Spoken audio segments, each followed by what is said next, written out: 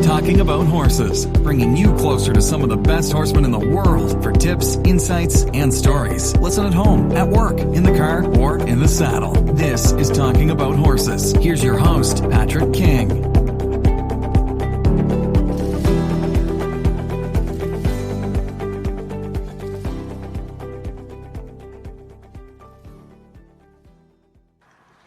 Hey there, gang. Patrick King here, and I want to thank you for tuning in for episode number 38 of Talking About Horses.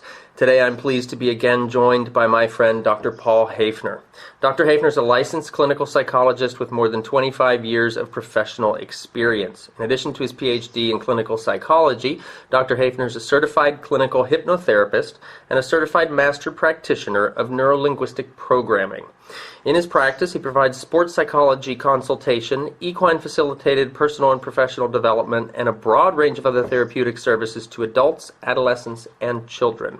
He supported the development of research on the horse-human relationships through his role as Research Committee Chair for the Equine Assisted Growth and Learning Association, and currently serves as a member of the Board of Directors of the Horses and Humans Research Foundation.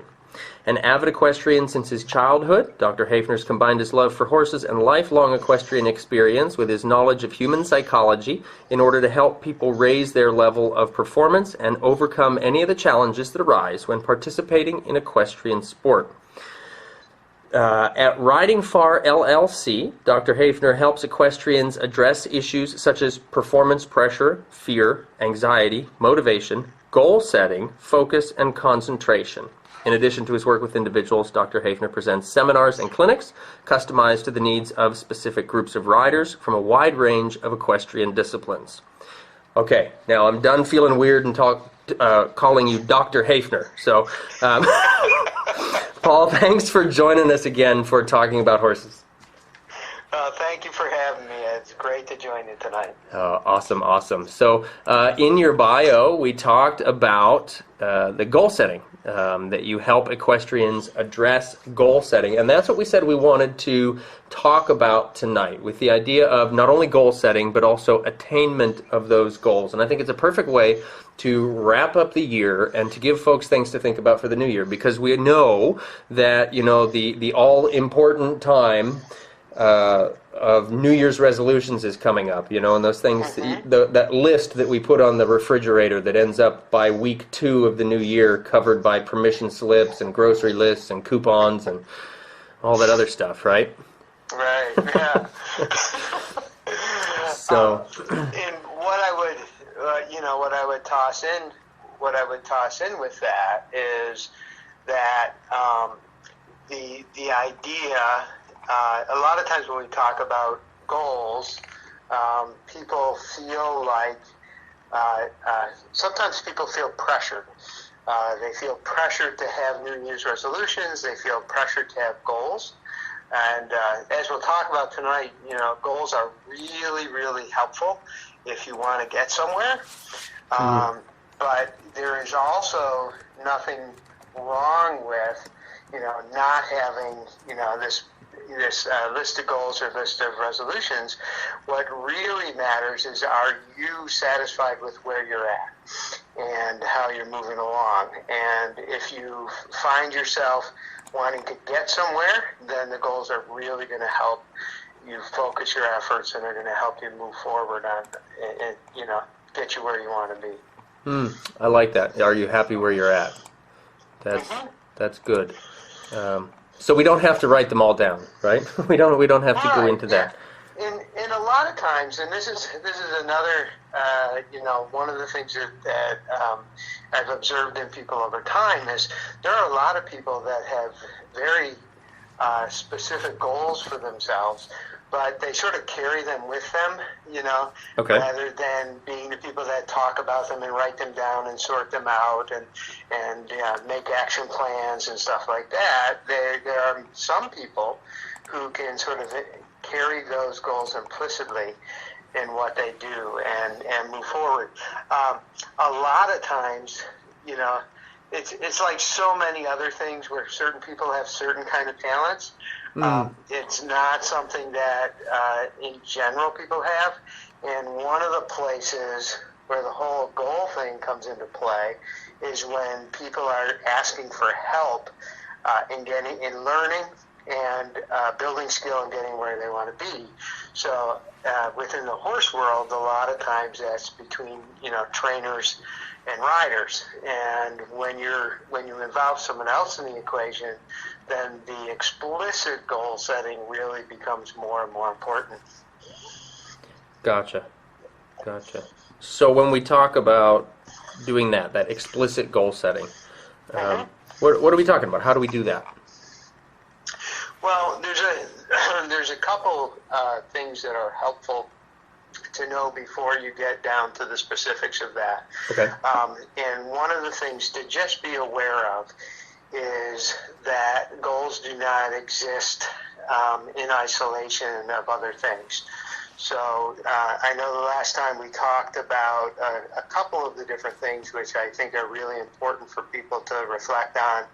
The things like what are their motivations, what resources do they have, what kind of risks they're willing to take, and what kind of relationships they have around them would be the other things. And part of the reason that those things are important is that in the process of goal setting, you can formulate the most amazing, pristine, and well-constructed goals. But if you're not particularly motivated, if they don't connect to your motivations, or if you have goals that you don't have the resources to attain, then you end up in situations where you just end up being frustrated, and or demoralized, and or in worst case scenario, a case where you may be overfaced and injured. So it's important to keep that larger context in mind. All of that said, there's another thing to be thoughtful about, which is that when you start getting down to the business and getting down to brass tacks of putting together your goals, one of the things that a lot of people notice, and we'll talk about this as we go through, is that the things that I'm going to present a straightforward way of thinking about making well-formed goals. But as you start doing it, you'll notice that even these very clear, specific things are a little slippery. And I'll give you some examples of that as we go along. So just to be aware that something that really sounds straightforward and simple is more complex and a little bit more slippery than it may seem right up front. So, but given that, one of the most time-honored acronyms around goals is the acronym of SMART goals. And that actually, the acronym, it comes, my understanding is it comes from the business world, and it really has been pervasively adopted in pretty much any situation where where goal setting is important. And if you look around, you'll find some variations in terms of the language that's used for each of the letters. Okay. But I'll walk through them in the way that I use them and understand them. Okay. And that is that well-formed goals are specific. And what we mean by specific is that it's specific versus general. So you want to get down to thinking about, with an appropriate degree of specificity, what is it that you're actually trying to accomplish. Then we want goals to be measurable. So we have to have some way of some metric, some way of measuring where we are towards the attainment of those goals. And the challenge there is that when we don't have something that we're measuring them by, then we're relying on our perceptions, and people are terrible at judging their own progress, mostly because when something bad happens, it just sort of colors the whole screen. We throw up our hands and we say, "Oh my God, I haven't made any progress." Right. And without those specifics, right, we won't be able to sort of be we aren't very accurate, and we won't be able to assess how far we've come or what more we have to do.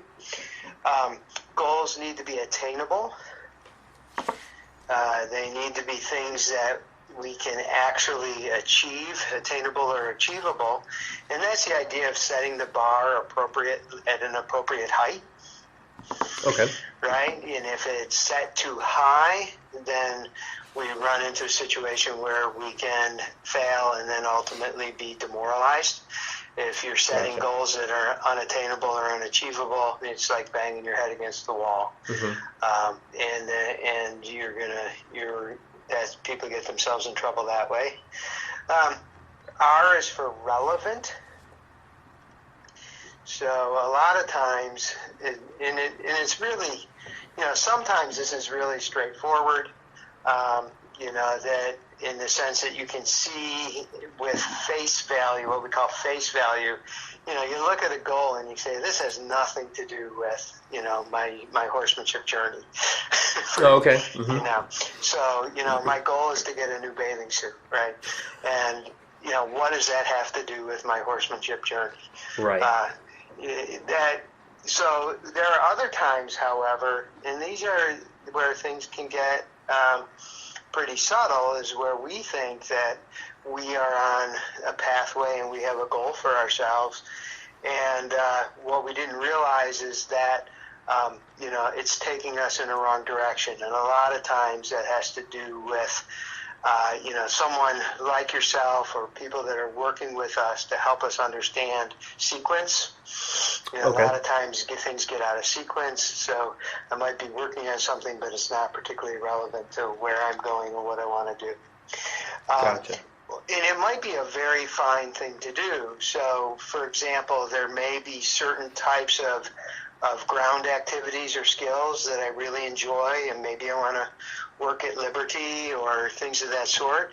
And, that may be a fine thing to do, but if what I'm trying to do is, advance my horse in working towards passage, the Liberty work right up front may not be the most efficient strategy to get there. There may be a place and time for that, but sometime later on down the road. And then finally, time-bound.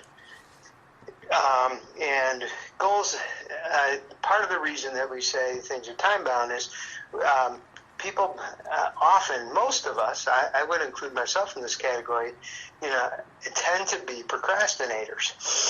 And especially in today's society where things are so busy and it got so many irons in the fire and so many things going on, that without the idea of having a time that I'm shooting for, it's very easy to say, oh, well, I'll just do that next week, and then next week becomes next month. I don't know about you, but it seems like 2 months can go by, and it's like a flash, like a day. Absolutely. What's that old line? The road to someday leads to the town called, the road to someday leads to the town called nowhere. Right. Yeah. Yeah. So that so those are the elements of the well-formed goal. Okay.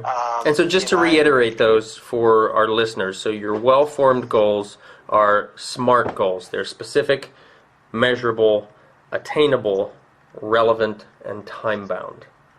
Right. Okay. Mm-hmm. Okay. Yeah. So I mentioned before about how things can get slippery. Mm-hmm. It's really easy to just, a very simple example would be to take the specific quality of a goal. And, the question is, how specific is specific, right? So, someone could say, well, I want to, let's say you have a jumper rider and they want to advance to the, meter 10 class, right? Well, is that specific enough, right? And you can get more specific. You can break that down into, well, what are the skills that I need in order to get to that class? And you can break that down again further and say, well, what are the fitness goals that I have for my horse, and what are the exercises that I'm going to use for that? And you can work your way down the chain and get more and more and more specific. Okay. Right? Okay. So that's always one of the challenges with goals, is that when people are trying to struggle to make their goals specific, and it's similar with the other qualities and aspects of it, how do you do that? And that comes across as well, because we haven't talked about this yet. We talk about more about this when we get to talking about how do we attain our goals.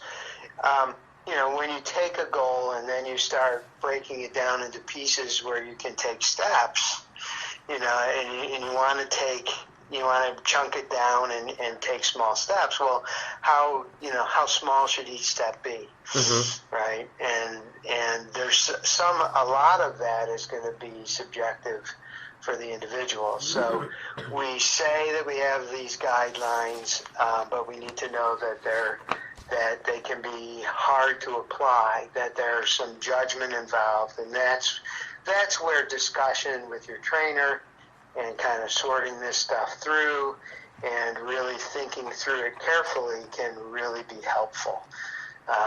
Rather than just slapping a few things down on the paper and going with it. Okay. So is there a specific process that you go through, or that you would recommend that our riders go through? Like you said, talking to your trainer versus just slapping it down on a paper. Is there more a specific process that you've seen as being really helpful? Well, so there's one other piece that I think is helpful to throw in terms of goals, and then I'll share with you just a sort of a general sense of what I think is a helpful process. Okay.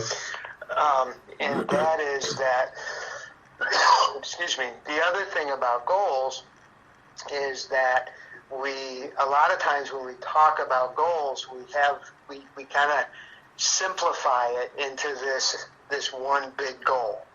So you talk about New Year's resolutions. Well, I'm going to lose weight. Right. Or I'm going to eat better, or I'm going to be more fit, right? Right. And they throw. Damn it! Were you reading my list, Paul? What the hell? Jeez, man. We said we weren't going to talk about my goals, and no, I'm kidding. Kidding a little. Well, good luck in Portugal. Right, exactly. I'm going to eat better. Pastries. So when we look at things generally, a lot of times what we forget is there are many different dimensions or aspects in which goals are going to be helpful. So the idea, when you start looking at horse-rider relationships, and kind of break those things down into dimensions. Well, the easiest division, of course, is that there's a horse and there's a rider. Right? So when you're looking at goals, you can look at the goals you have as a team, right, as a horse-rider combination or a horse-rider team or partnership in whatever language feels right to you. And then, obviously the fact that it is a partnership or a team means that there's two individuals involved. So then it makes sense to break it down a bit and think about having multiple goals. So there would be goals that you might have for your partnership, goals that you would have for yourself, and goals that you might have or set for your horse. Gotcha. Because you're going to each have to bring your own goals, your own skills to the table in order to attain those goals. Right, okay. Exactly. And then, of course, the next step down is to say, okay, well, if I'm just looking at myself, or I'm looking at my horse, there are dimensions that you may want to break things down a little bit further. So I know for me, when I'm thinking about, okay, well, where do I need to go? I know one thing that I need to do, given my advancing age, is I have to pay a lot of attention to my fitness and flexibility. Okay. A lot more than I needed to 30 or 40 years ago. So I'm going to have a fitness goal.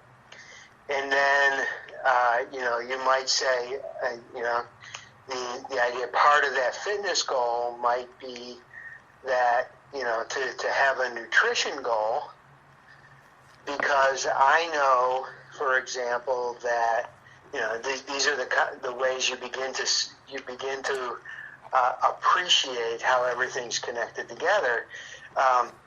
I know that what I put in my body is going to affect how my body functions as a physical entity, right? Okay, sure.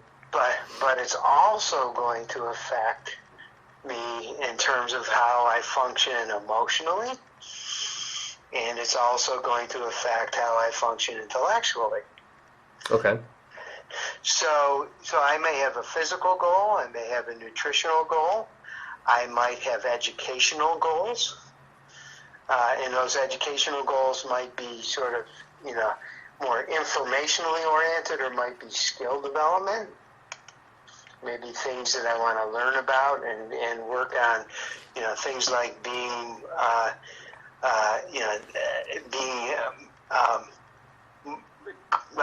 building more expertise in the application of my aids, or being able to develop my seat, or do things around my hands, or all those, just being able to deal with or be more coordinated with equipment. So there's all kinds of educational goals that I may have for myself. Okay. And there might be also emotional goals.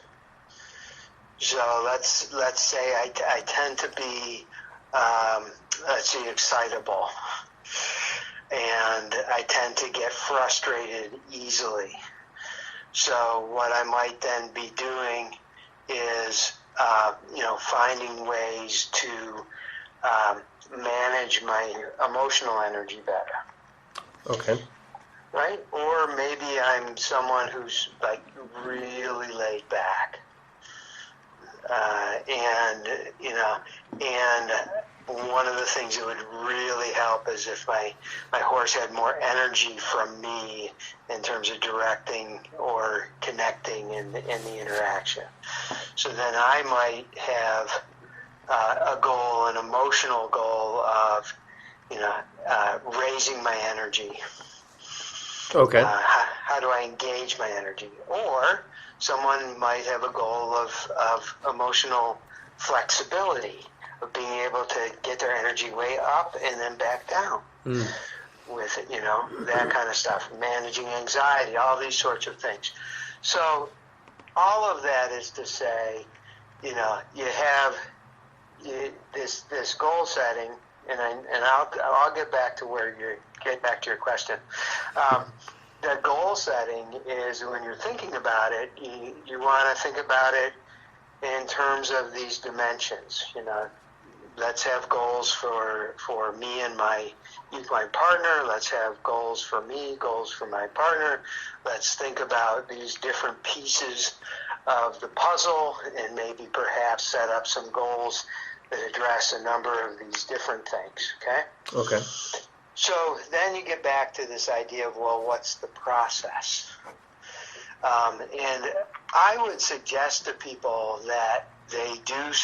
I'm gonna walk you through what I think is really helpful, and I'm gonna suggest to people that they do this twice a year. Okay. Okay. So in the process, the first thing is to sit down and look at the big picture of things. Right? And, sort of going back to the last time, checking in, what is the same, what has increased and what has decreased. Okay. What has shifted, what has changed from previous years, or previous time, and I take a look at your motivations. How are you feeling like this? How hot is the fire in your belly for different things? And again, it's all connected to all the stuff we're talking about. It's not just fire in your belly, but it's fire in your belly for, one activity or another activity or things of that sort. What are your motivations for your riding? What are your motivations for being with horses? What are motivations for the disciplines you're choosing? That kind of stuff. And then, looking at the other things. So looking at, hey, where am I with my resources? And then you're going to talk about or explore or reflect on things like your physical resources. I broke my leg last year, or I had a back injury and now my physical resources have changed. Or, man, I invested and I'm in the best shape of my life. Okay. I have more physical resources than I've ever had in my life, and it can change in either direction. Time. Did I get a new job and I have less time? Okay. Or did I have a child, or those kinds of things? Or did I retire and now I have a lot more time? Or did I change? Have my circumstances changed? So, looking at what are the different kinds of resources you have? Time, physical resources, finances. What horses do you have to work with? Okay. All of these sorts of things are really important to kind of reflect on and take into account. Is there something, that's changed in your life in terms of, your risk assessment or willingness to take risk? We talked about that too, about, is someone counting on you now? Do you have an elderly parent that is counting on you, or maybe you have a child or things like that? And has your social situation changed? Do you have the same kinds of supports, or maybe you have more supports? Okay. People that can support you and also challenge you, in that. So it's the first thing I do is take that big picture look and then start thinking about, where would I like to go? Okay. And that's where then the goal setting comes in. And I've heard this talked about in a lot of different ways. What I suggest to people is to just start with an aspiration, and a goal that's way out there. I mean, big picture. What do they dream about? Because that's going to help support your interest in something. What are your dreams about what you want to do with horses, right? And it's in those dreams help then guide your setting up goals in terms of moving in that direction. The idea of an aspirational goal is not necessarily something that you're going to accomplish in the next 3 months, 6 months. Okay. But it does provide sort of direction and the ways that you want to move forward. Right? So that's your castle in the clouds, right? Yeah, Okay. Absolutely. And then then once you have that at the top of the page, then you just start asking questions like, okay, so if I want to get there, what are some of the things that I want to do, right, or that I need to do or I need to accomplish on the pathway to that, right? Okay. And you might have more than one. So lately I've been thinking a lot about this. I have a change in my situation where I have more time. Okay, so for those, some of your listeners may know my situation, but for the last 4 years I've been teaching, and then I resigned in June. So now I'm doing practice full time, which actually affords me more time to ride. right? Right. And then I say, okay, so I got this. What do I want to do? And I have a couple of things. I have a goal, which is something I know I love to do, which is fox hunt. And I just really, really, really love fox hunting. I also have a more generalized kind of goal about advancing my horsemanship. And in this idea, it's a really global idea about being the best horseman I can be. But I have some models in my head for that. Okay. So some of these figures for me that stand out there, are people like Philippe Carl, and I look at it. I just watched a video of him today, and it's just like, oh my God, if I could take one or two or three steps towards that, that would be like totally awesome, right? So I start with that big picture stuff, and I say, well, what do I need to do to get there? Well, if I'm going to fox hunt, I got to jump. Yeah, sure, right. Right? And I realized, well, I haven't been over a jump in like 4 or 5 years, so I guess I ought to, get back and get those skills tuned up. So I started taking jumping lessons, and right now I don't have a personal resource. I don't have a personal horse I could jump at those heights, so I have to find people who have horses I can ride. And I know that I don't just want to be able to ride one horse.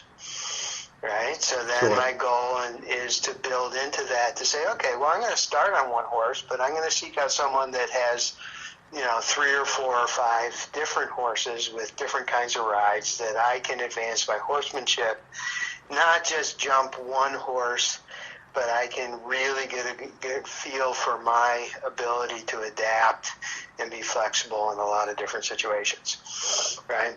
So that's the jumping end, and then there's the classical dressage end, which puts me in clinics with you, and I seek out other opportunities to learn from people when I can along the way, and then I have my whole agenda and how I'm going to educate myself and take steps moving forward. So you start with that aspirational goal, and then you start taking and say, well, okay, so what are the steps on the way there? And then once you have those sub-goals, then you start asking, well, what's the step that I need to take to get there? Okay. And then what's the step that I need to take there, to get there? So you're breaking it down into steps, ultimately, until you're on the level where I know what I'm going to do tomorrow.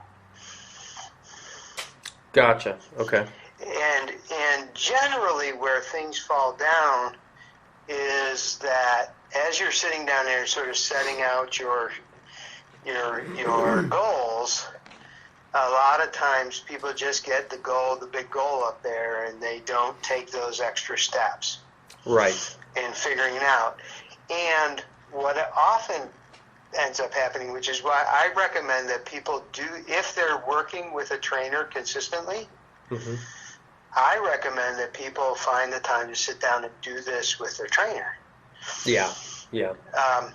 Because the trainer may have all of these steps in their head, or may know that they might have to shift gears midstream based on what's going on. But if you as the rider don't know what those things are, then you're really going to impair your learning process, and you're going to slow down your progress towards those goals, because you're not going in knowing what you're focused on. You don't know what you're trying to accomplish. And we can talk about, when we're talking about goal attainment, people don't know what to rehearse. What are the things that they're really trying to take away and develop in the course of that. So I really recommend that people go through and do that with their trainer, and really ask their trainer, okay, so what are these steps with me? What are the steps with my horse? What if you have a trainer who's actually working with your horse? What are they doing with their horse, and what's the progression, and what's the steps, and help them understand that the scope and sequence of the training process with them, and and what they're trying to accomplish, and what do you need to do for yourself, right? So you start breaking it down, not just in terms of aspirational goal, what do I need to get there, then what do I need to get there, and what do I need to get there, but also breaking it down, what are the different pieces that I have to have goals set for. Right? Okay. And it sounds really, really, really complicated, and certainly you could spend several weeks working on your sort of dissertation of my next 6 months goals. Mm-hmm. But I also think it can be a reasonably efficient process. Excuse me. More time usually goes into doing it the first time. But if this is something that you're coming in, you've already talked through and you've put in the work the first time, then you're coming in at 6 months, and it's an update unless there's been some dramatic change. Gotcha. That makes sense. Now, do you think that has a lot to do with the big picture, the castle in the sky? Absolutely. In what sense? I want to make sure I'm thinking if I go into goal setting, like I've got this wild goal. I think you and I have talked about it. I know it's come up a couple times through these podcasts that we've got the goal of a major international school. Mm-hmm. If I know that that's my castle in the sky, then it would be a lot easier for me to break down those steps and then create those sub-goals. And then in 6 months, I can check in with that and do that again. Absolutely. So the big picture final end, having that in mind, because I know there's been times, I'm just thinking on a personal level myself, I know that there's been times in the past where I haven't necessarily had that as a goal. And so then the goal setting I always felt was much more challenging than it is now. Right. And that's why it's really helpful to have the aspirational goal, because that sort of provides a frame or provides a focus for what you're doing, and even something like deciding if something's relevant. Sure. Right. Right, and that I do want to appreciate that there are levels of complexity. So you may set a goal that's not relevant to that aspiration, but maybe you have other things that you want to accomplish in your life, or other things that are meaningful to you. Mm-hmm. And then you just have to look and say, okay, is this irrelevant? Gotcha. Or do I just want to appreciate that I have more than one thing that's important to me, and then try to balance the goals, amongst those two things. Gotcha. Or 3 things, or 7 things, or 47 things, depending on who you are. And I'm so glad that you brought that up, because that is going to be totally individually dependent, right? On how good we are at juggling, basically. Right. If you've got that one goal, or if you've got, like you said, there's 47 different goals. Well, and it's individual in a lot of different ways, and this is one of the great challenges. It's a challenge for trainers. It's a challenge for riders. Individual differences are really, really important to appreciate, and because people not only differ in terms of their capacity that you're talking about. I mean, there's some people that have, I have some friends that, you being one of them, that have so much energy. You're just doing things, and they can have 5 things or 7 things or 25 things going all at once. Mm-hmm. I also have good friends who, have one focus, and they do better if they're just focused on one thing, and that there's a slower pace, and there's no, it's not like one's better than the other. It's people are different. Sure, right? Sure. And if we're, and there are times, we run into the situation, because I'm suggesting people do things in coordination with their instructors and trainers, we also have to appreciate that there are different instructors and trainers, and that they have their individual differences, and that then, it sort of raises, the question about, match or fit between any individual trainer or instructor and any individual rider.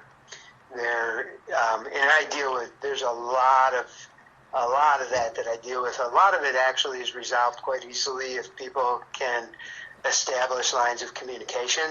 It's really interesting to me that people don't talk to each other. Right. All kinds of feelings that don't talk to each other.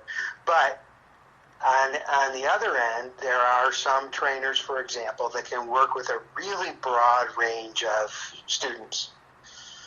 And there are other trainers who are very clear on what they want to do, and they're looking to work with a very specific kind of student, right? There are people that can work with a broad range of instructors with different styles of temperament, and others that really need a specific kind of temperament. So all of that needs to be taken into account if you're going to be thinking about, how do I maximize the progress towards my goals? So that kind of individuality, and it's part of the reason why this is so complex, and why it's often a really good idea to get some help with it, and because there are all these different aspects to it, and then add on to all of that you're dealing with human beings who are individuals. Right. And we haven't even talked about horses. I was going to say, and horses, right? Exactly. Exactly.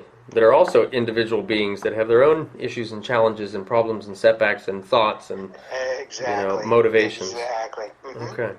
Okay. So I guess that feels to me like that's going to kind of take us into the goal attainment idea. So as far as the goal setting goes, then twice a year we're going to look at the big picture, see kind of what the current state of of our motivation, resources, that sort of thing is, where we want to go. We've got our aspirational goals.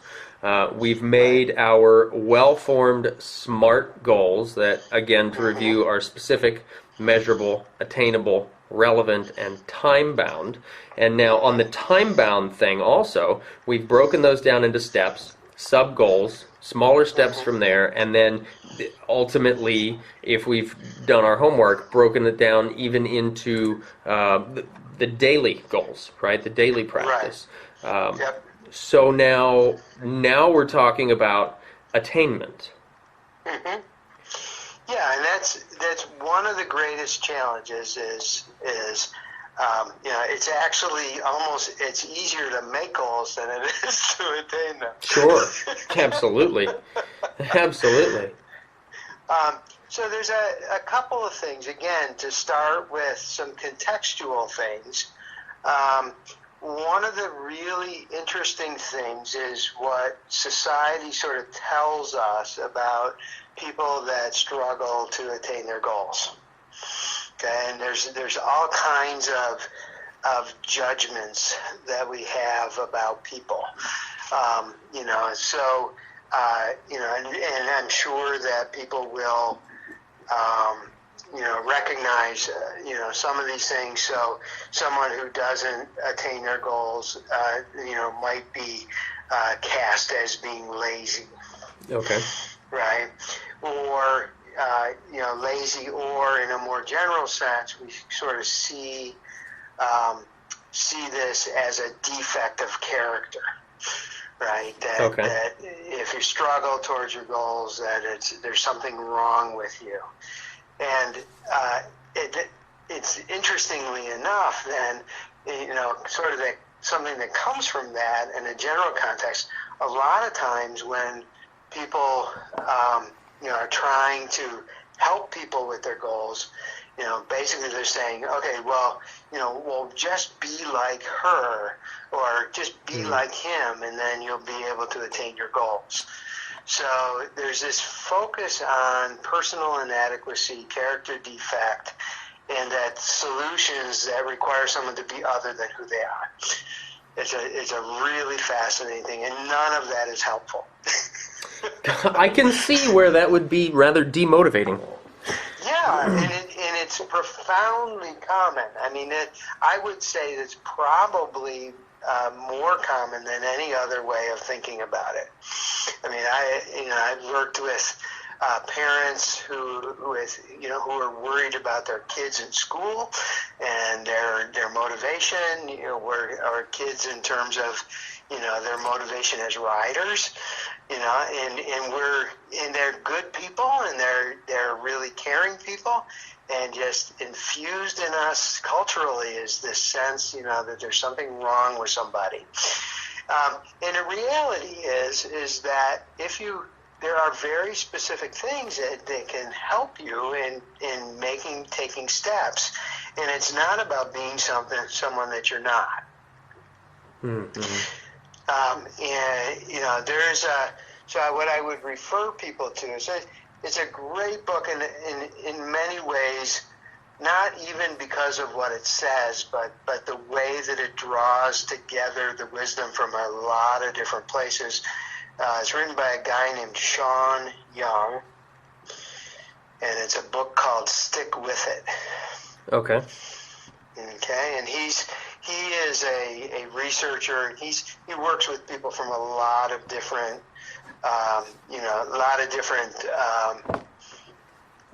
what's the word I'm looking for? A lot of different places in life. He works with businesses, people in business. He works with individuals. Okay. He works with athletes. Works with a lot of different people around goal attainment. And I think there's two things which are really helpful, what he says. First of all, not all behaviors are the same. So when we're looking for goal setting, ultimately we're looking at initiating behavior that's going to move us towards our goals.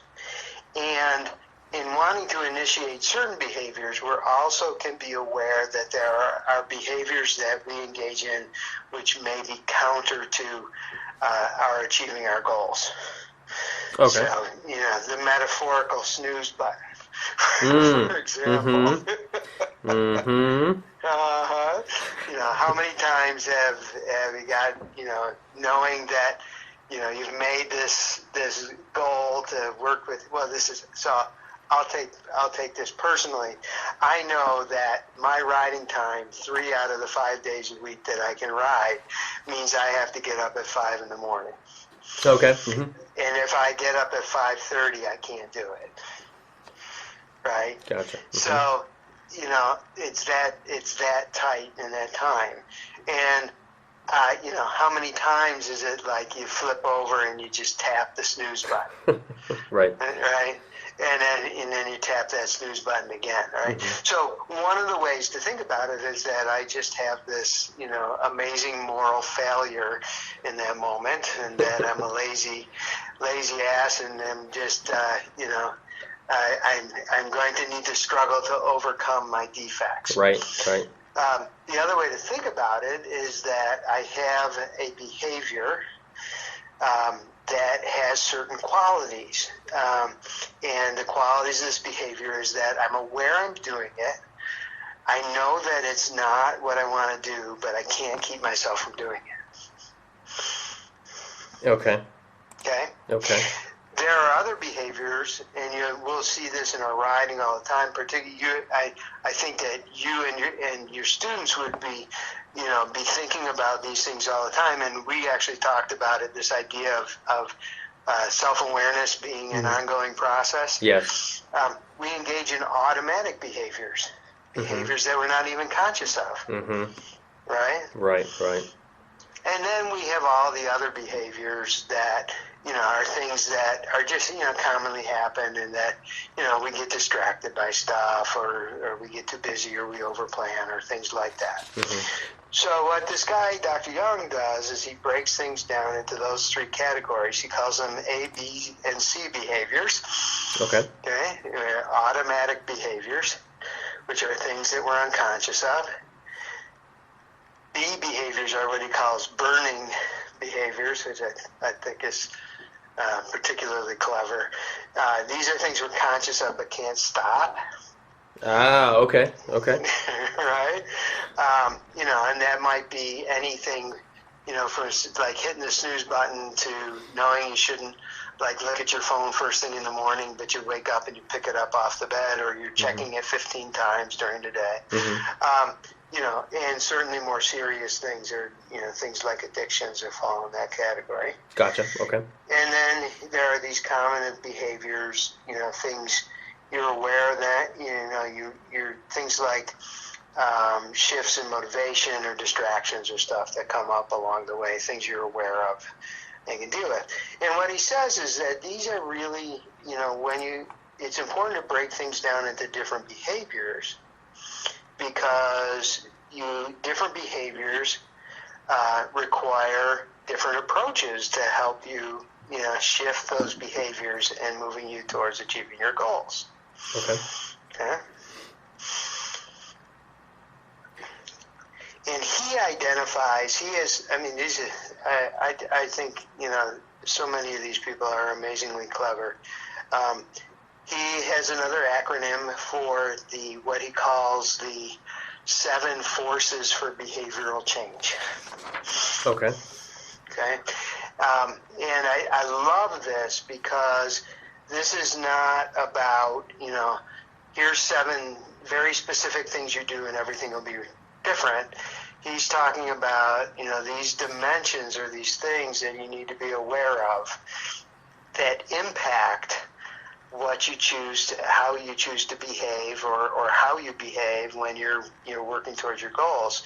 And he uses an acronym of SCIENCE.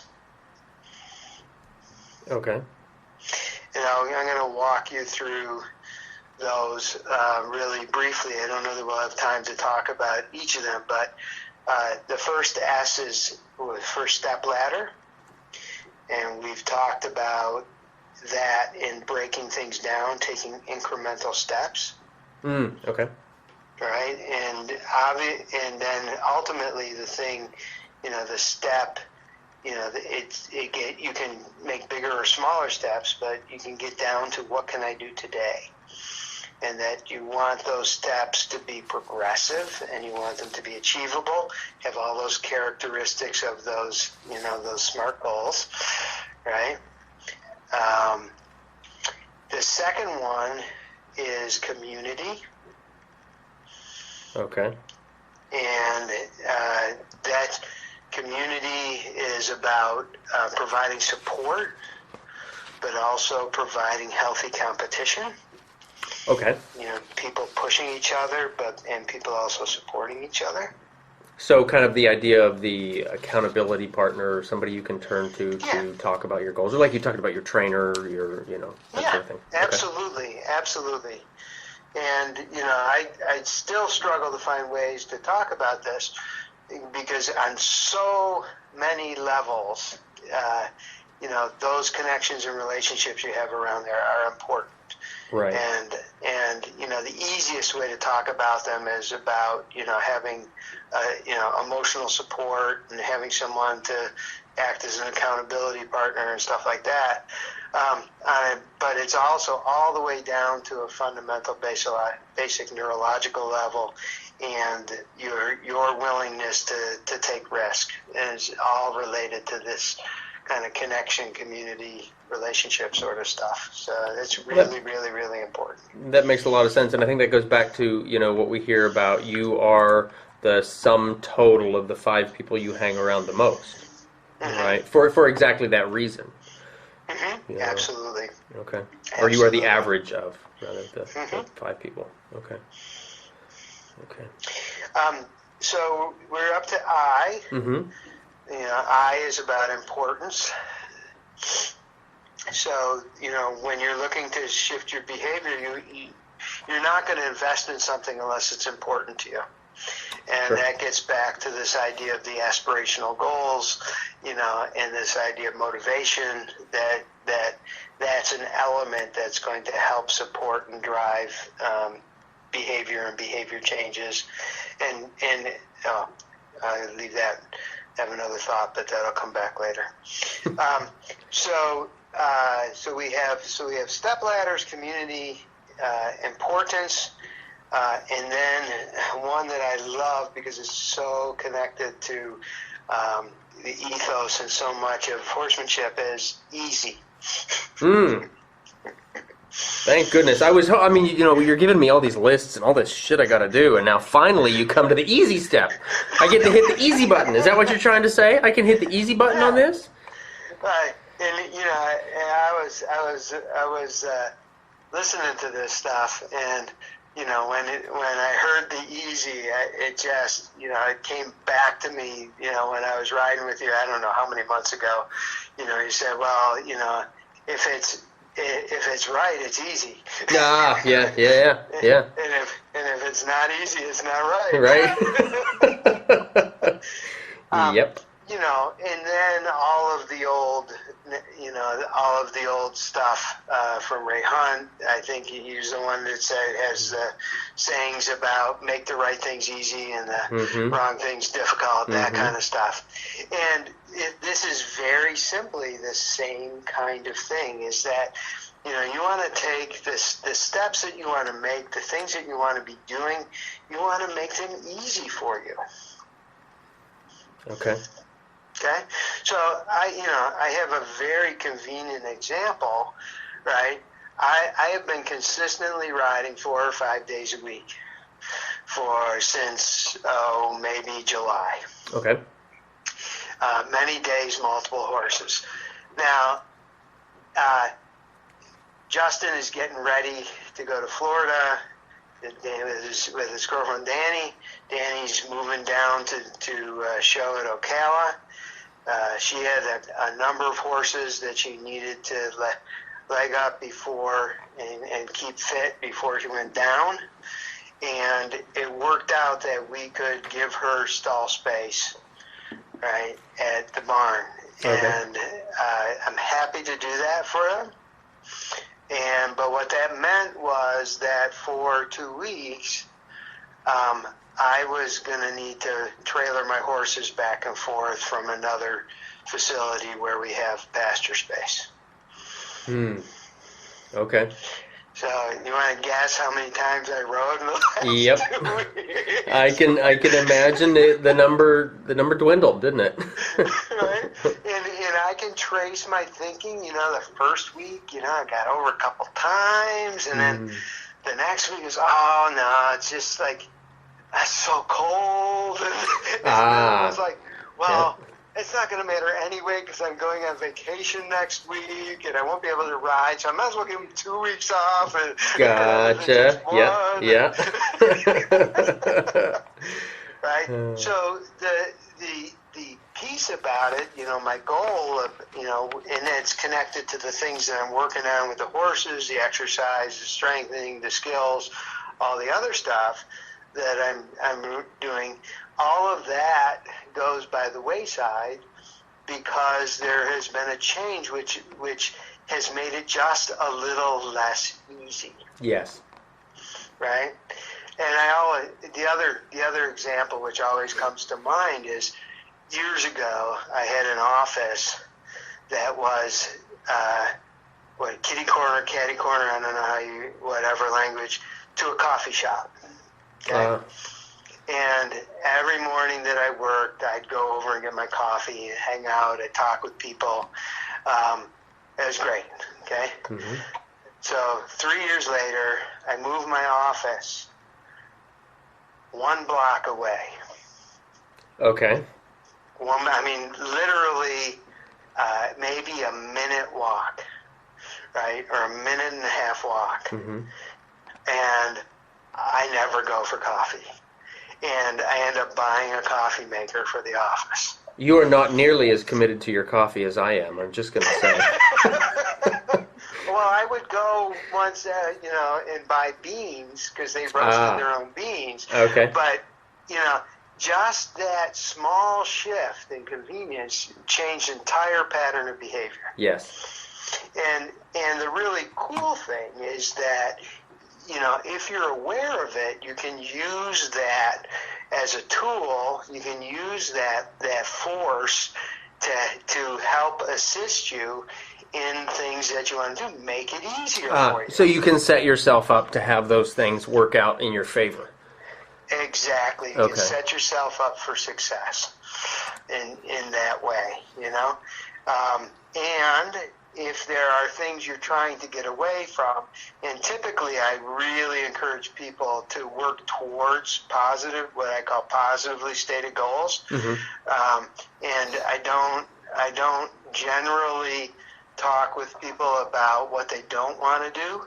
Okay. But if you're trying to get away from something, then if you can make it more difficult, you can make it less convenient. Gotcha.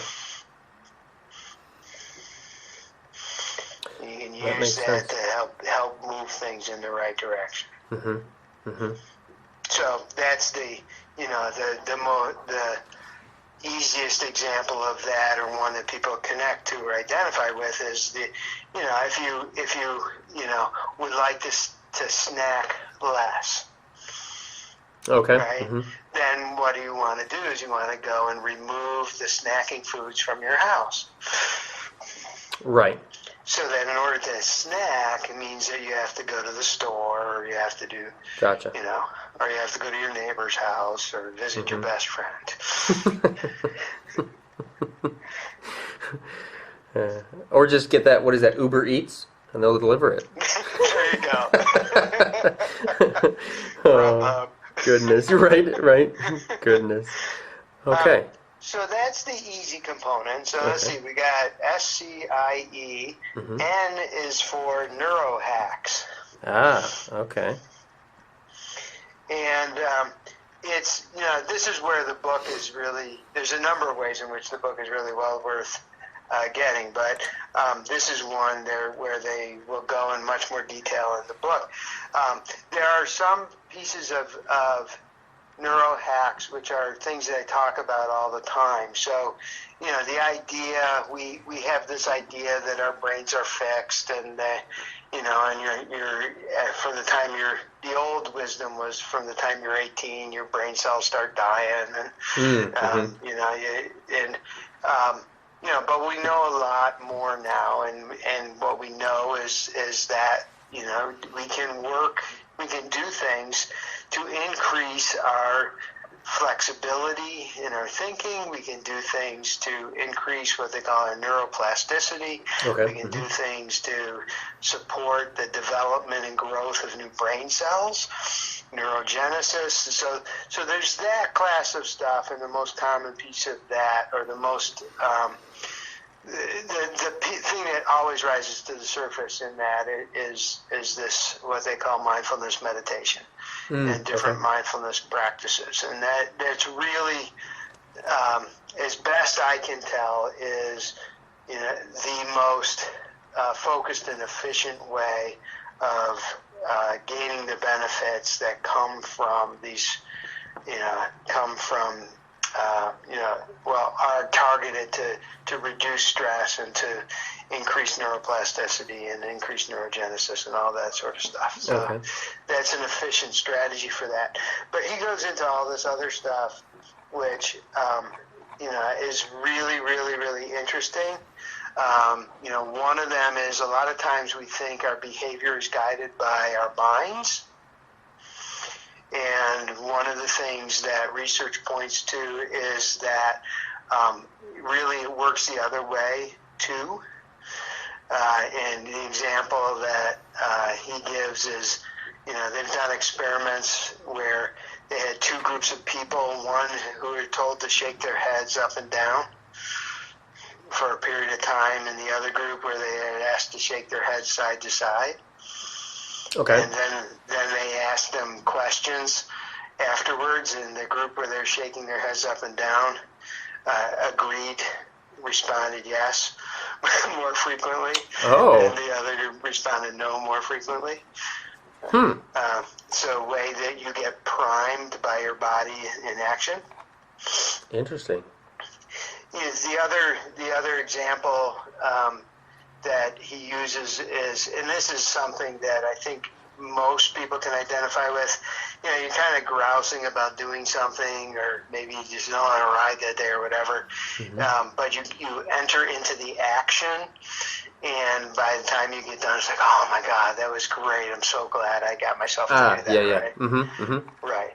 Gotcha. So that's a behavior driving emotion and mental experience in Okay. that way. He also talks about, you know, language and how that primes us for different things.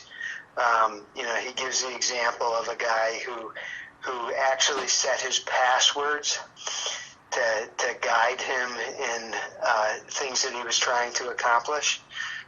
Really? So that every day he'd have to, when he was signing in, he'd have to type a password that had some particular meaning. That's really interesting. That's very cool. Yeah. So you set your goal and you set what you need to do, and then, you know, you can say, you know, I can jump out of bed at 5. It could be my password. Interesting. Wow. Yeah. So that kind of, you know, language is very powerful in terms of priming this stuff too. So these are the kinds of things that come out of the neuroscience and stuff that they're studying now, which is really, really interesting. Oh, that was another thing I just remembered, that when you use language which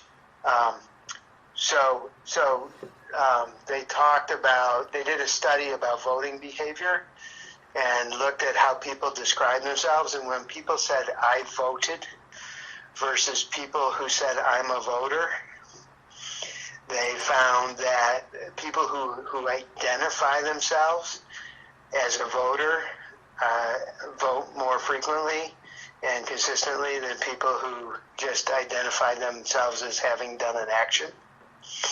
Oh, interesting. Okay. Yeah. So these are the kinds of things, as you become aware of them, you can actually play with them to help support you in getting things done. Very interesting. Very interesting. All right, so then what's our second C? The second C is captivating. Ooh. And that's about rewards. Okay. So it's, you know, it's clear that receiving rewards for your behavior is reinforcing for your behavior, but the rewards have to be things that are in essence meaningful to you and are really rewarding for you, rather than just something that is seen as generally rewarding. Okay. So at the end of the day, you need to get something that you really want. Gotcha. Okay. And, you know, so, you know, that and that's really, really intimately connected with this idea of goals, because, and the idea of motivations. So, you have to remember this piece, because this is going to lead me to the last thing I want to talk about tonight, which is this really cool study that they did in the UK. But that's, you know, this is connected to motivation and to this idea of things are personal, right? Okay, sure. And if it's set up so that the reward, you know, is something that your trainer wants. Yeah. Right? Or is rewarding to your trainer. But it's not rewarding to you. It's not captivating to you. Then it's going to be far less supportive of your progress and engaging in the behaviors you need to in order to attain your goals. Gotcha. Yeah. All right. And then E, the last E. The last E is ingrained. Ingrained. Ooh. And that's all about creating new routines. Gotcha. Right. So there is an aspect of ritual which is really, really helpful for people and making it routine. Yes. You know, that's really helpful.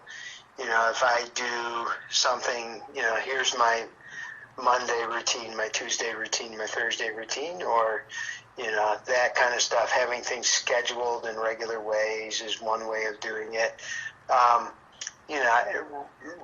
We use this all the time. We teach kids how to drive. They get in the car and you do this, and then you do that, and then you do this, and then you do that. Mm-hmm. Yeah, in reality, at the end of the day, people can drive quite effectively and safely without doing any of that. But it's the idea that when you create those routines, it helps support the new behaviors that you're looking to set in place. And obviously, the new behaviors in our discussion tonight are things that are the steps that are taking you towards your goals. Gotcha. All right. So, 7 forces for behavioral change come down to the acronym SCIENCE. Stepladder, community, importance, easy, neurohacks, captivating, and ingrained. Yep. I like it. See, I'm a good note taker. You didn't know that about me, did you? No, I didn't.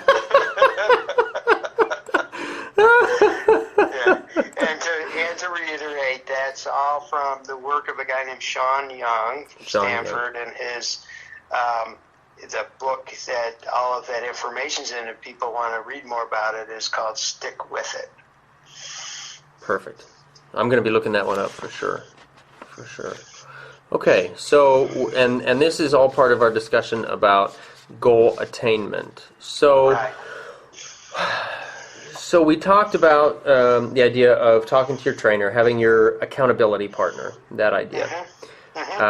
We also touched on a little bit kind of critics, but I think I want to talk a little bit more about that, if that's okay with you. So Sure. we all have setbacks. We all have the critics and the naysayers and the people that we share with them the goals, and they talk about, they downplay them, or, like we say, they criticize us. And that can kill our motivation, right, for the goals. Absolutely. And I'm reminded all the time about the quote from Zig Ziglar. He says, people say motivation doesn't last, and neither does bathing, so that's why we recommend it frequently. I have not heard that one. Oh my goodness. Oh, he's got so many great lines. He's got so many good ones. But so what do we do? And really, I think that goes down to the idea of we are the average of the 5 people we hang around the most. So, my idea, if you've got naysayers, drop one of the losers and pick up somebody better. That sounds really judgmental of me, doesn't it?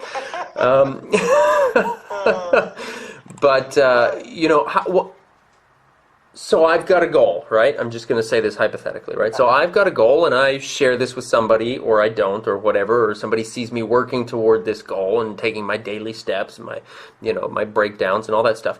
And they're a naysayer. They're a critic. They're really killing my motivation. That, of course, this is assuming I'm externally motivated, right, versus internally motivated, which is more what I really am. So if somebody tries to shoot me down, I'm like, yeah, well, you're not in my top 5 anyway. Right. But so what do we do? How do we handle that stuff? Well, you're touching on all the right things. So, one thing I immediately began to think about is, and this is one of the things that I with a lot of my clients, I work on, is it's what I call helping them live their lives from the inside out. Okay. So and there's a piece of that which is about being internally motivated. It's about making a shift and getting clear for yourself about what your own sense of value is. And the way that I talk about it with people is about building and creating your own internal measuring stick. So that it's not that, those outside of us are unimportant, but at the end of the day, when you look back and say, how do I measure up? You're really asking the question, how do I measure up in comparison to my values, interests, motivations, and so on and so forth. Am I the person that I want to be, rather than saying, am I meeting someone else's expectations? Gotcha. And because we are primarily social creatures, and the systems that we grow up in are, designed in many ways to drive conformity. And I don't mean that in a negative way. I mean, society has a need for people to conform to a certain degree, and so that we don't have chaos. But this is one of the primary drives of things like school and even educational programs or riding programs and things. We want people to, comply. Yes. Right? And so you're constantly living up to what someone else wants you to do. And in general, there is a maturational process where you are developing over time the sense of yourself as an individual. And as you grow, one choice point along the way is making that shift from being primarily living up to what someone else believes is right for you, and that could be a parent, or that could be, a trainer, or that could be, a mentor or something like that, to where you feel good and solid and comfortable about living up to yourself. Now that's a process, and sure. that's a challenge, and within the context of personal and professional development, that's the kind of stuff that would be a core target of the work that I would do with people. Now, within your riding, right, maybe that's a place. I mean, one of the ways to approach it is to really sort of get really clear for yourself on what you're about. And then you have more of an ability to appreciate that different people have different ideas, but that you can kind of hang out with your own program, and that's okay. Now, I have to say that is really, really challenging if you are in a context where there's a lot of people around you with very different ideas. Yes. So there were years, just as a personal story, when I had my children, I said, well, I'm not going to be able to ride as much, so I'm going to invest in learning about horses. And I'm going to care for them, and I'm going to do more groundwork, and I'm going to learn about how they learn, and I'm going to do all that sort of stuff. And I'm going to, I bred a mare that I had, and I'm going to learn how to raise a baby, from the ground up, and I'm going to figure it out, and this is my project for the next, 18 years. And I have all my friends. I have a lovely, lovely mare. It's actually the one that I was riding with you, Maggie. Mm-hmm. Mm-hmm. And, she was, 4 or 5 or 6, and people are going, oh, she's such a lovely mare. You got to get showing her. You got to do this, or you got to do that. I said, well, no. Right. I'm just kind of figure out, what I'm figuring out with the time I have to do that. But I had my own farm, and I was surrounded by my family and people that I invited to spend time with me. Mm-hmm. Or people that I decided to go and spend time with, which is really different. So for example, now, I'm in where we're riding, I'm in a barn that's filled with primarily hunter-jumper show people. Okay. So, a lot of, if I were doing the same thing in that context, that would be more challenging for me to be surrounded by people who were doing something different all the time. Right. Right. And when, and I think that there are times that, people it really makes a lot of sense when you can to look for communities of people and situations for you and your horse where you can have more time in those supportive contexts. And that's the role of community that we were talking about earlier, and the importance of relationships and moving things forward. So there's sort of two sides. There's sort of a personal growth and development side, Okay. and then there's a practical side. Gotcha. Yeah. Well, that makes a lot of sense, and I like that idea when you mentioned about creating your own measuring stick. Mm-hmm. I like that a whole lot. That reminds me a lot of a poem that Ray Hunt used to recite a lot at clinics, called "The Man in the Glass." And anybody who's ridden with Ray, I'm sure, has heard that poem, and it's a great one. And it basically talks about it's the man in the glass, right? Looking that guy in the eye at the end of the day. It's for anybody who hasn't read it or heard it. It's a really great one to look up. I think it was originally published in the early 1930s by a guy named Dale Wimbrough, and Ray used to recite it at a lot of his clinics. It's one of the few poems, maybe one of the only poems that's not like a nursery rhyme or something, that I've actually memorized too. It's a great one. Cool. But it talks about the basically having your own personal measuring stick and being true to that for yourself. Mm-hmm. Absolutely. Yeah. But okay. So we've got to create that measuring stick. We've got to surround ourselves with the supportive group or community when we can. We talked about the accountability partners, or along with the trainers, that sort of thing. Mm-hmm. We talked a little bit briefly about the rewards, and I think that's a really great thing. The rewards or the celebrations, right? Getting kind of that bonus for reaching your milestones or your marks, right? Mm-hmm. Okay, and I'm looking through my list. So we've created our goals. We've created our SMART goals, our well-formed SMART goals, and we do this now every 6 months. Mm-hmm. And we have these ideas for attainment.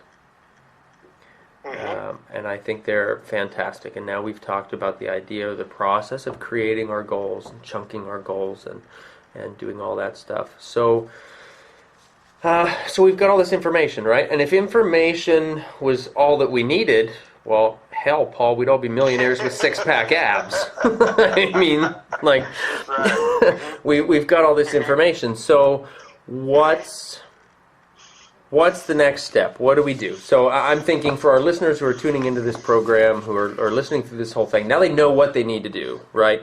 Mm-hmm. So what's my first step? What's my first step as somebody that you were talking to about goal setting? What do I need to go do right now? So, yeah.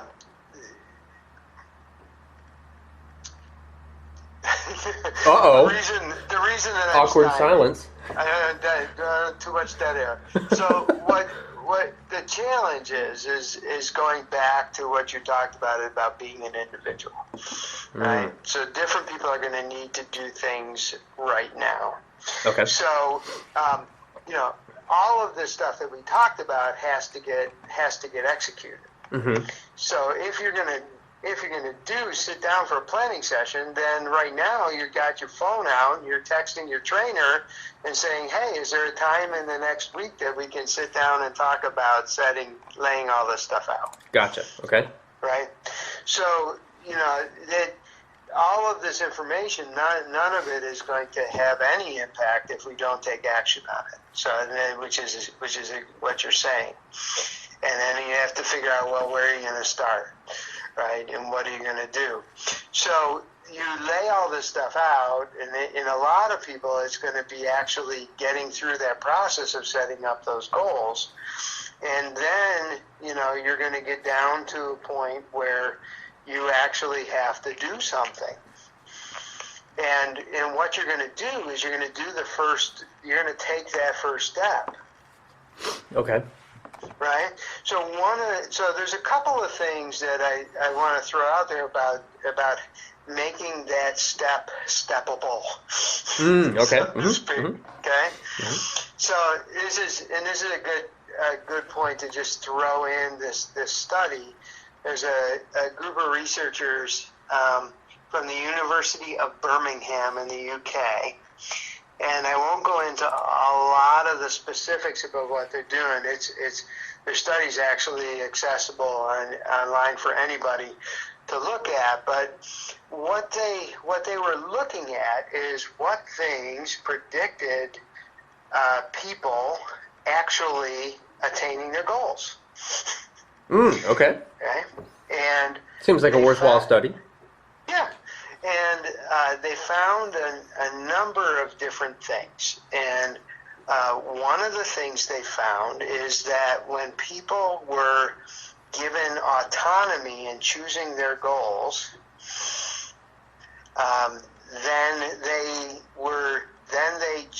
that predicted them putting more effort into working towards their goals, which then predicted them, of course, attaining their goals. Okay. And then we'll shift in a minute, but I want to go back to the beginning. So the idea, and this is for those people who are teachers and trainers and are working with people out there, is that it's not that we need to allow our riders to do whatever the hell they want.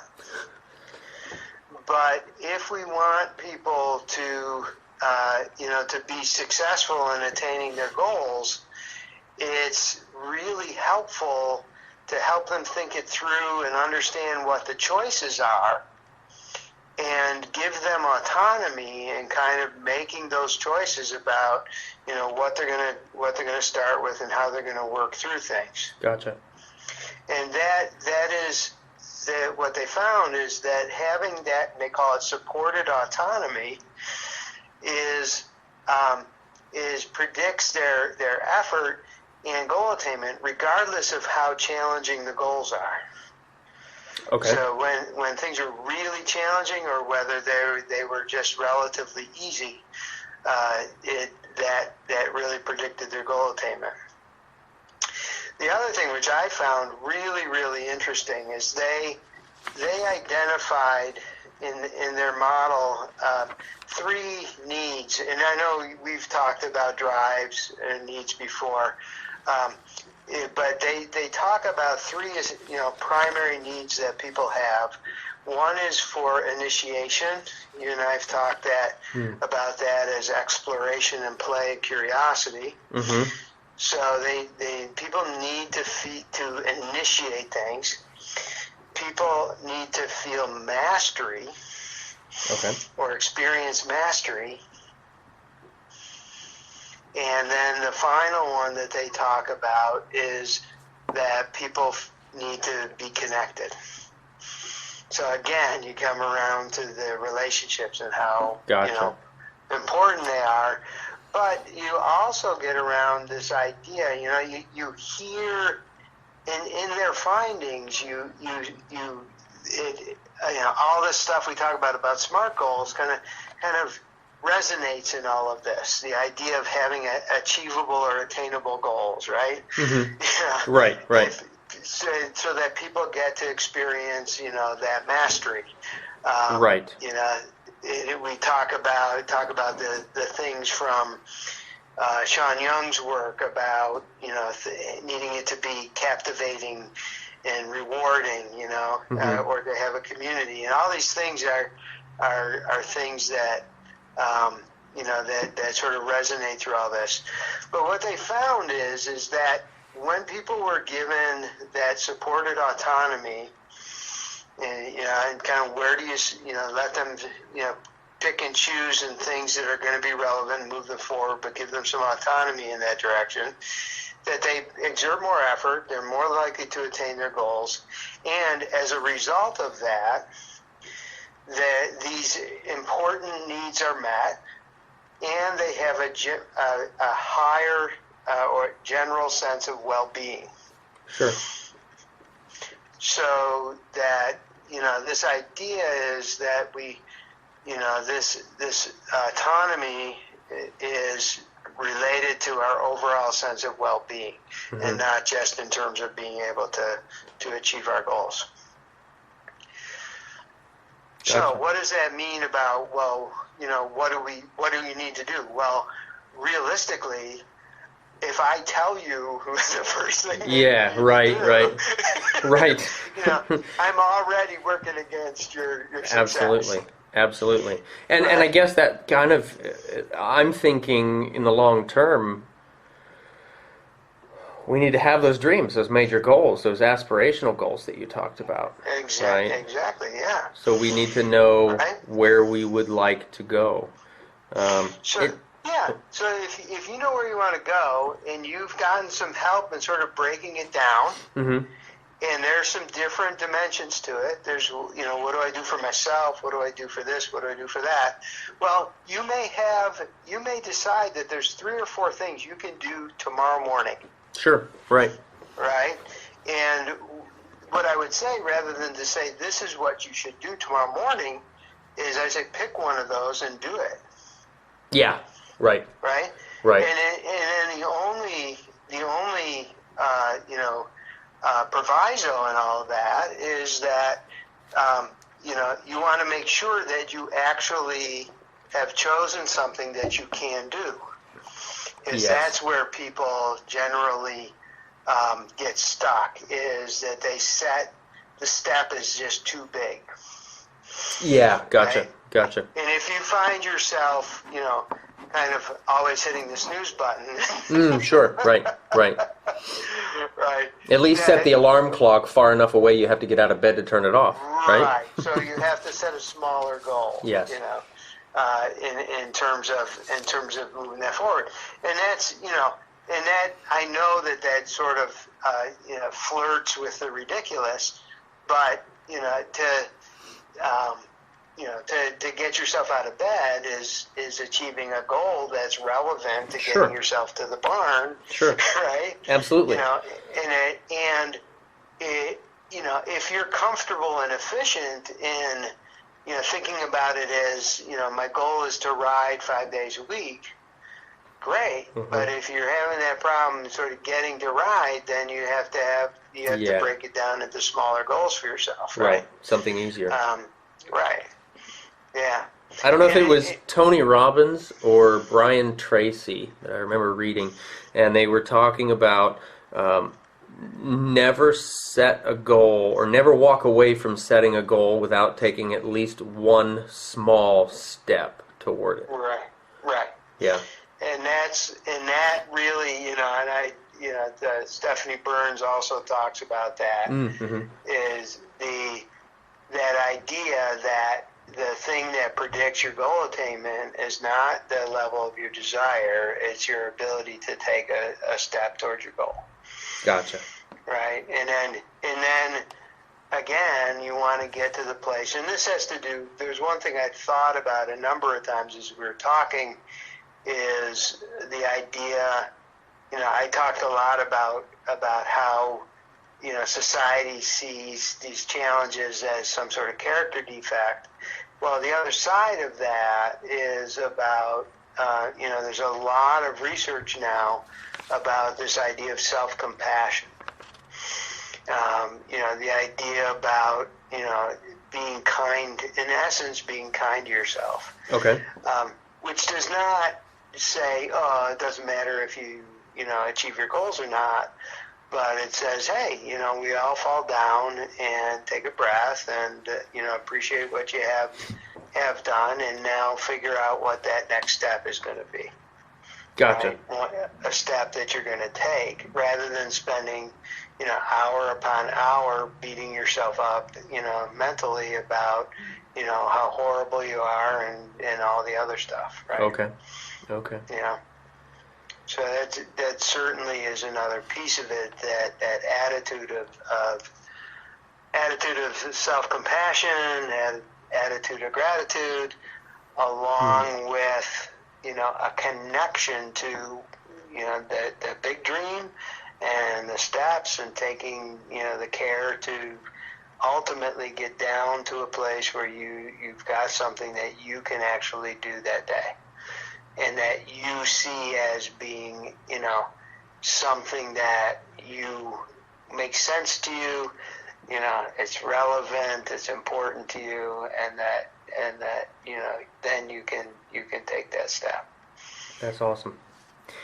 And because we're doing this twice a year, and because the first step that you mentioned to us is taking a look at the big picture, what's brought you closer, what's taken you farther, what's the pluses, what's the minuses, that gives us the opportunity then every 6 months, or however often we do it really, to evaluate that process and see where we're going, see what we've got working for us, what's not working for us. We can drop the things that aren't working. We can do more of the things that are. We can, drop those those losers that are the bad parts of the 5 that make us the average. No, that's bad for me to come back to that. But I think sometimes for some of us that's a part of it.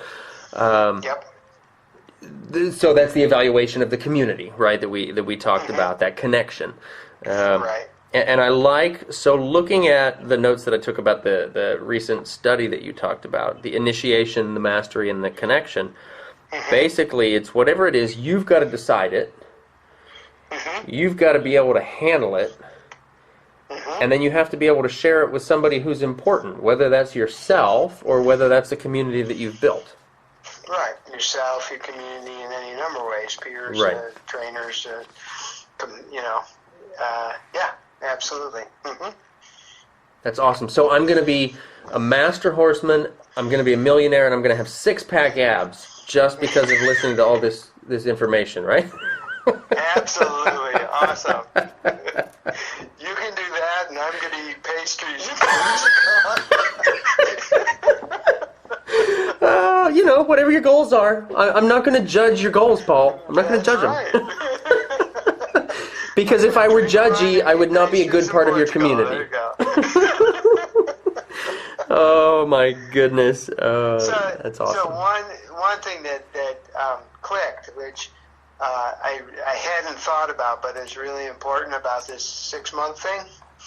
So a lot of times we focus on the idea that we have to do it frequently because then we won't do it. Right? Yeah, you sort of lose time, or you get off track. You have too much time to get off track. There's another reason, which is sort of the opposite one. You don't want to do some of the stuff. You don't want to evaluate too frequently, because it's hard, and progress is slow, and achievement is often, attained in what I would describe as a sawtooth curve.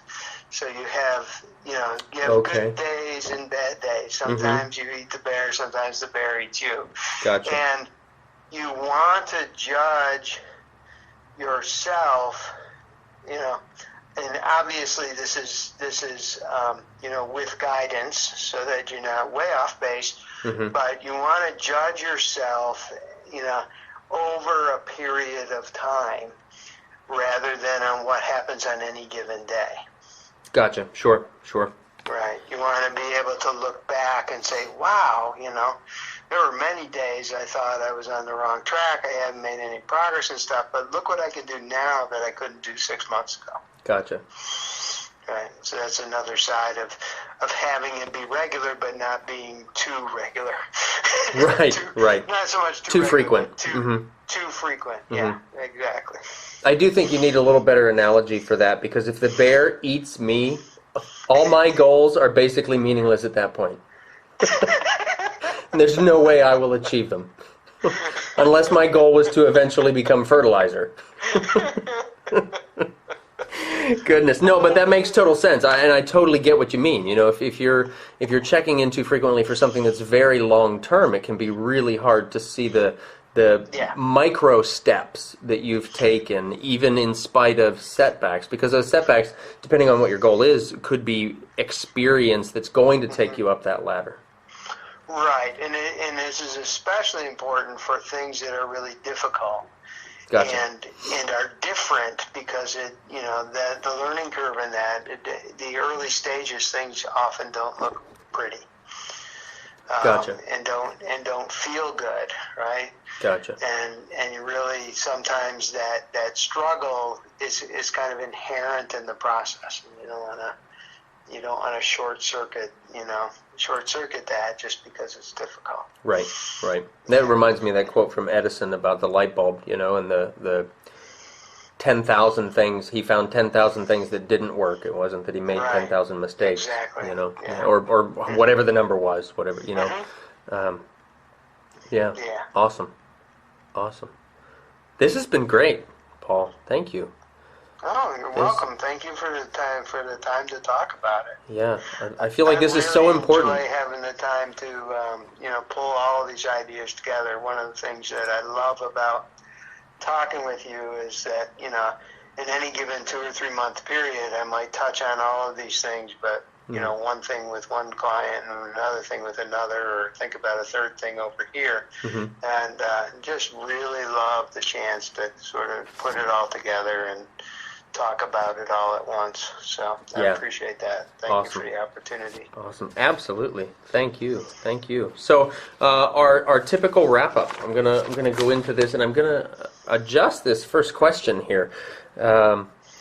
If there was one specific thing you'd recommend for riders to focus on as a primary means of setting their goals for their horsemanship, what would that be? I would say that it's kind of like we talk about your aspirational goals. I would say connect to your dreams. What really lights your fire? That's awesome. That's perfect. I love that. All right. If you could ride with anybody, past or present, who would it be and why? Right now, it would be Philippe Carl. Really sort of fascinated. I would just watch him ride, and you look at the culmination of a lifetime of skill development and understanding, and I love the beauty of what he is able to accomplish with his partners, and I would love to just absorb some of that, knowing that it would take me another lifetime to achieve it. I'd love to absorb what I could. Yes, awesome. And we'll go back to, what's your present personal definition of horsemanship?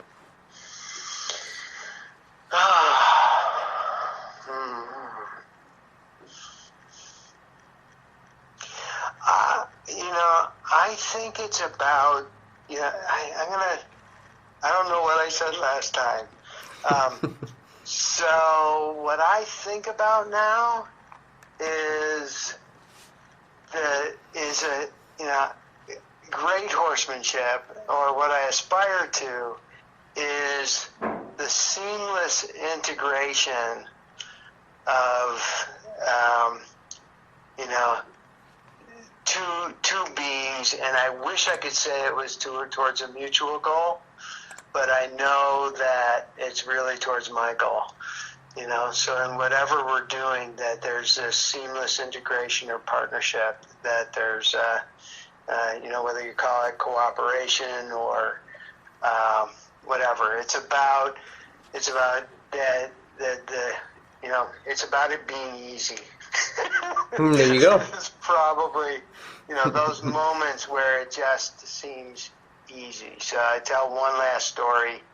I was working with someone today, and they were working with one of my horses, and Maggie, the horse we mentioned earlier, I was working with her, and we were doing something really simple, which was just leading, and at first I had the lead rope over my arm, and then I just wrapped it around her neck, and so she was at liberty the whole time, and we were working on staying in position at my shoulder. Okay. Right? And, within 10 minutes, we were there, and if I moved, she moved, and there was also this tremendous sense of being pleased, and a sense that there was no, there was no conflict or force on my part, that there was something about her wanting to be with me in that, and not that it would be her idea to walk around in circles. Mm-hmm. Sure. But yeah, so that kind of integration of experience, I think, it would be my definition of horsemanship right now. That's awesome. Okay, so I'm going to steal a question from podcaster Tim Ferriss. If you had a giant billboard, I'm going to adjust it too. If you had a giant billboard to print any message you want on it for the whole world to see in relation to goal setting, what would that message be? Oh, it's the same. It doesn't matter what I'm talking about. Just be kind. There you go. Perfect.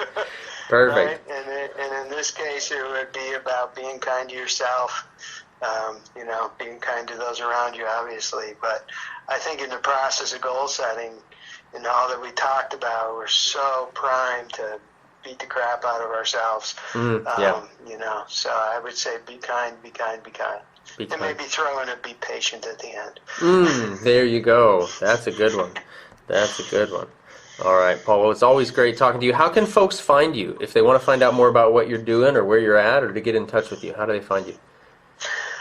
They can find me a couple different places. I have a website, which is ridingfar.com. They can find me on YouTube, Riding Far LLC. I have a YouTube channel, and I have a weekly video I call Sports Psych in a Minute, which is almost it's never been a minute. I've noticed that, just saying. I'm not judging, by the way, but I've noticed it. They can always email and call me. There's contact information on the website, and on each post on the YouTube channel, they can reach me that way. I love to talk with people, and happy to get emails. And Perfect. All right. So you've done this with me before now. So the question of the day. We're going to wrap this up for folks to answer the question of the day, and you get to present that for our audience. What's your question of the day for everybody?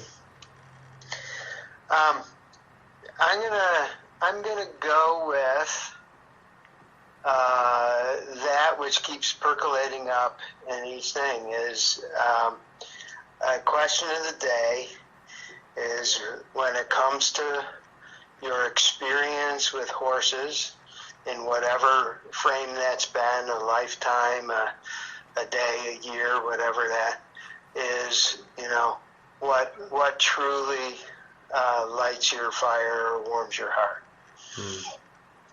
I like it. That's awesome. Paul, thank you again so much for joining me. This has been a really awesome discussion about goal setting, and more importantly, I think the goal attainment. Thank you very much. I really enjoy it, and I'm hoping that everybody takes something away from it. So I'm sure they will. So, all right, fantastic. Thank you. You know the drill. Hang in for just a moment with me, and I'm going to close us off here. All right, gang, I want to thank you so much for tuning in for episode number 38 of Talking About Horses. I really appreciate you giving Paul and I your ear. Please remember that if you've missed any of it, you can access the full broadcast through Facebook, YouTube, from iTunes, or by streaming directly from my website by accessing the Talking About Horses page from the Education drop-down menu. Through whatever platform you're listening, please be sure to give us a rating, comment, a review, and a share with your friends. Your word of mouth and support is a fuel for this fire. Thanks, gang.